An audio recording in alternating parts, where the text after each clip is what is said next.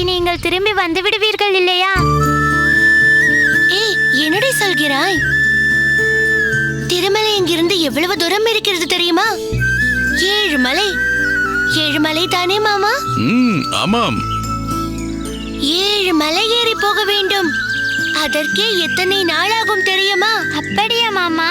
ஆமாமடி என் செல்லம்.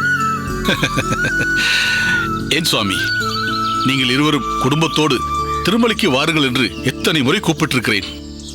பாருங்கள், குழந்தைகள் இருவரும் திருமலையும் சீனிவாசனையும் சேவிக்க வேண்டாமா? உங்களுக்கு ஒன்று தெரியுமா? உங்கள் அம்மாவும் சித்தியும் உங்களைப் போல சின்ன பெண்களாக இருந்தபோது நான் தீர்த்தம் கொண்டு வர போகும் சமயத்தில் கூடவே வருவார்கள். வழியெல்லாம் வாடாமல்லி பூத்திருக்கும். அத்தனையும் வாரி பறித்து மடியில் கட்டிக்கொள்வாள் உங்கள் சித்தி.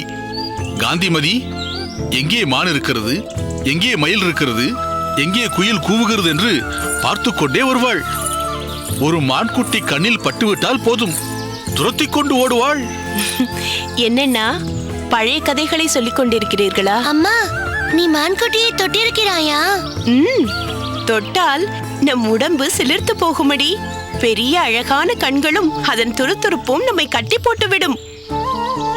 அம்மா அம்மா, நான் கூட மான்குட்டியை தொட வேண்டும்.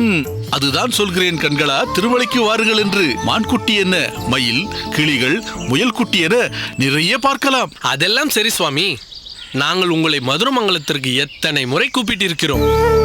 வரக்கூடாது என்றில்லை மாப்பிள்ளை, என்னவோ நேரம் அமையவில்லை.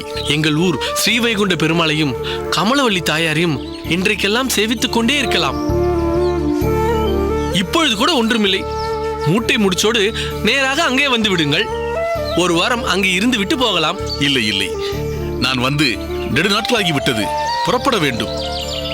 வேறு ஒன்றுமில்லை, பெருமாளுக்கு தீர்த்த கைங்கரியம் செய்யாமல் இருப்பதுதான் அவர் பரபரப்புக்கு காரணம். சீக்கிரம் சென்று கைங்கரியத்தை தொடர வேண்டும் என்றுதான் 5-6 நாட்களாக சொல்லிக் கொண்டே இருக்கிறார்.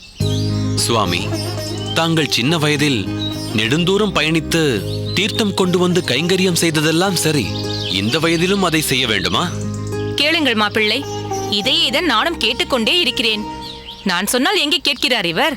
வயது குறைந்தவர்களிடம் இந்த கைங்கரியத்தை ஒப்படைத்துவிட்டு வேறு எளிதான கைங்கரியங்களில் ஈடுபடலாமே. பழக்கத்தை மாற்றிக்கொள்வது அவ்வளவு எளிதா என்ன? பார்க்கலாம். இன்னும் கொஞ்சம் காலம் கூட என்னால் இந்த கைங்கரியத்தை செய்ய இயலும் என்று நான் நினைக்கிறேன்.